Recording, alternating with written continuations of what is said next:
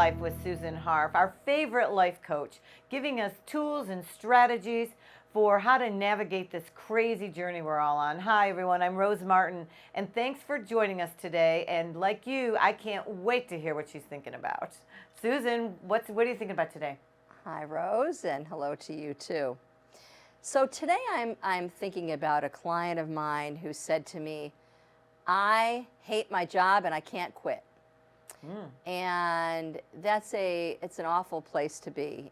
I think many of us have had experiences at work where we wanted to leave our jobs and felt like we couldn't. And there are people who can honestly say they hate their job, and I feel very badly for them. But here's what I want to talk about. When someone says to me, I hate my job and I can't quit, I ask them to instead insert the word won't for can't. So really what it is I hate my job and I won't quit. And here's why I believe that. I know people who have chosen to not work. I know people who say, we're going to have a one-income family and the other person's going to work and I don't want to. Or I know people who truly do not support their family and should be supporting their family, but they don't. It is a choice to go to work every day. People believe, sometimes this client believes it's not, but it is. Because I know people who don't. And I know people who have 4, 5, 6 children and don't support them. So I actually do pass judgment on people who choose to not support their children. If someone says I can work, I'm able-bodied, and I don't want to support my children, my young children, I don't broadcast it, except I am now. But I'm not real thrilled with that intention. Right. But the fact is that since I know it can be done, I know the reverse can be done. So since I know that not everyone chooses to support their family, I know that it's a choice to do so. And the reason I want to make that distinction between can't and won't is because once you say, I guess I will admit that I do have a choice, then an entire realm of behaviors and discussion changes. And here's what I mean by that. When I said to my client, you don't have to work, he said, well, that's nonsense. I do. I have to pay my mortgage. I know people who don't pay their mortgage. I know people who in the end lost their home.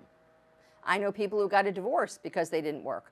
I know people whose children grew up not wanting to have a close relationship with them because they gambled the money away, they drank the money away, they were unwilling to get help for their gambling problem or their alcohol problem, and their relationships suffered because of it. But still in all, they didn't do it. So my point is that if you say, I have a mortgage, then that's a whole new ballgame. Then you're telling me that's important to you. And the client said to me, well, of course it's important to me. I said, well, but not necessarily does it need to be. I know people for whom it's not. So if you say, of course I have to pay my mortgage, then that's important to you. He said, yes, it is. I said, now what about your children, supporting your children? He said, well, of course I want to support my children. I said, again, I know people who don't. So because you say that's your value, that's why you need to say, I can, but I won't quit my job. And once he said to me, okay, I won't quit my job. Now, if you're willing to say that, then you also must be willing to take responsibility for the fact that you said that. And the way you take responsibility for, well, I'm not going to quit work because I want to pay my mortgage and I want to support my children, the way you take responsibility for saying, I'm not going to quit, therefore, is you take responsibility by stopping the complaining that you have to go to that job every day. And so I said to my client, I don't want to hear that complaint anymore, because it is a choice to be responsible. Not everyone is. And if you make that choice to be responsible, then you're telling me I am making the choice to get up and get ready and go to work. And if that's the choice that you make, I applaud that, especially when you don't especially like your job. And that's going to be a different segment about how to change that, because you have every right to change your job. But once you make the decision that you're going to go, if for no other reason, because you want to pay your bills, that's a good reason. That's a good reason to keep your job. And when people say to me, I can't quit, I want to quit, but I can't. And then instead what they do is, every day when they come home, they make their spouse miserable. They try and make their spouse miserable. They try, and I said try because no one can make you miserable but yourself. But they question every day, why did they keep going? They nag, they complain, they kvetch, they are upset, they're unhappy, and they make it about everything other than what it really is, which is you made a choice. And if you made a choice to stay in that job, if for no other reason but you want to support your family and you want to pay your bills and you want to be a responsible citizen and you want to be part of society, then those are good reasons to stay at your job. And so that's called taking responsibility. And so when you take responsibility, the complaining needs to cease, because there's no point in complaining if you yourself made the decision. That's great, because I also was thinking can't and have to are almost closely aligned there, right? By saying things, well, I have to do this because. I have to do this because. From what you're saying is, no, you don't have to. It's absolutely a choice. There are plenty of people who do not pay their bills. Or I have to for health insurance, for example. Well, like you say, there are people who maybe don't care about that and who don't have that option. There are many people who don't have health insurance. And so if you decide that those things are necessities for you, they're not necessities for everyone. And if you decide, and I applaud that, rightfully so. I think they should be. But that's not our point. Our point here is, if you say that you are going to work at a job that you dislike because you feel responsible to yourself and to your family and to society, to your community, that you're going to be a contributing member instead of somebody who just complains all the time about the job that they hate, then that is not taking responsibility for your choices. So it's really, I'm going to use the word never. It's never can't. It's always won't. Let's say that again. Let's just. It is never can't. It is always won't. So, I can't quit my job is a misstatement. You can quit your job. I can give you permission right now. Go quit it. I don't want to quit my job because other things that have to do with my job, such as the paycheck, are my priorities. And my priorities are to pay my mortgage. My priorities are to support my children. My priorities are to help support my family, to help with the financial responsibility of my family. If those are your priorities, then in fact, you could quit your job, but you won't. And when you face that, it can be a very freeing statement. I was thinking about what the impact would be when you change that language about how you're feeling about your job, even to begin with. It does. That's exactly right. You're a good life strategist too. What happens, Rose, is you make the decision to say, I won't quit my job. So when I go in there tomorrow, I go in knowing, hey, I'm getting something from this.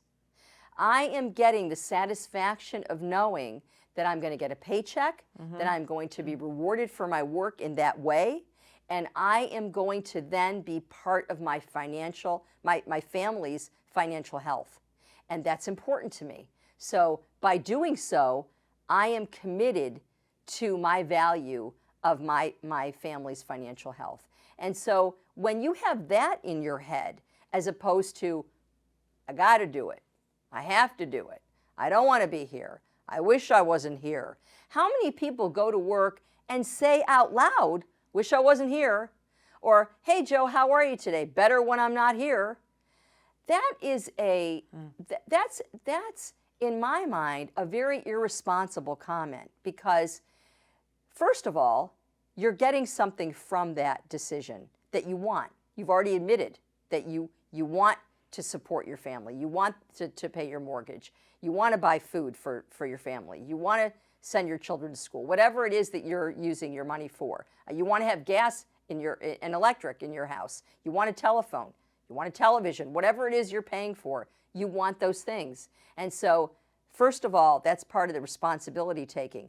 But the other thing is, I want people to think about, what about people who don't have that job that you hate, that would love to have that job? Mm-hmm. And instead of focusing on what you dislike, why don't you think about how grateful you need to be to have the choice to not be thrilled about your job?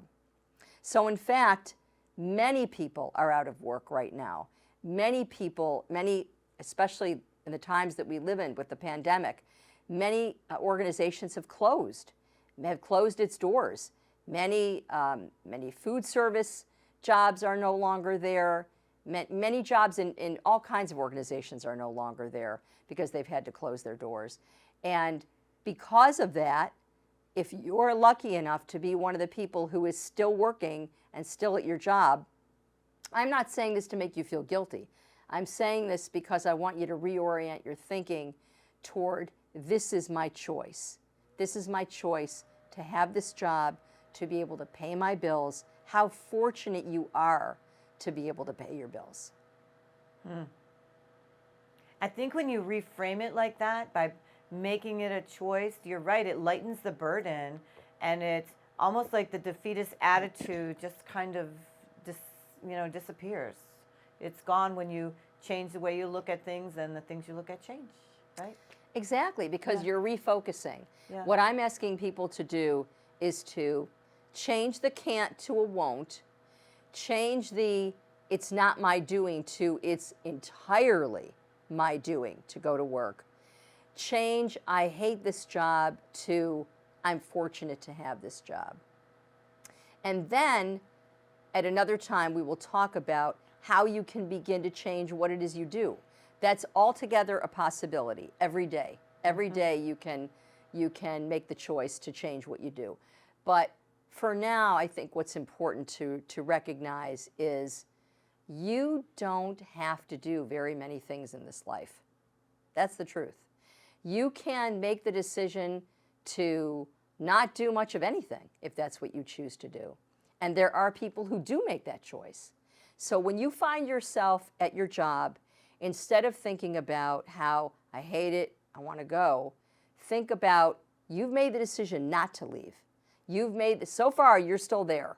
And as long as you're still there, you have the responsibility to say to yourself, this is my choice. And so I'm going to take responsibility for that and say, I'm altogether responsible, I'm altogether at fault, I'm altogether making the decision, as opposed to somebody forced me into it. You know, I love that, because it not only impacts you and your family when you go home, but it also impacts your fellow workers. Exactly. When you're in an environment that they're not hearing someone who's upset or negative all the time every day, because then people don't want to be around you either. Or people are like, oh no, here he or she comes again, right? Absolutely.